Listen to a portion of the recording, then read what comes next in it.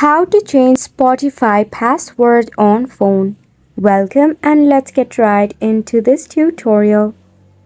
To start off, you can launch your Spotify application in your device. Make sure that you are logged in into your Spotify account. Now to reset your password of your Spotify, you need to click on your user icon. Head on to Settings and Privacy. From the list of options, you need to scroll down until you find the option of About. Select on the option of Support. Now in the search bar, you need to search for Reset Password. Select on the article Can't Reset Password.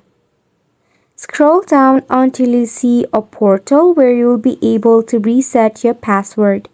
Select on it. In here, you need to enter your email address or your username. In the email address, you will receive a link where just by tapping it, you'll be able to recreate a new password. So just enter your email address, click on the link and reset your password.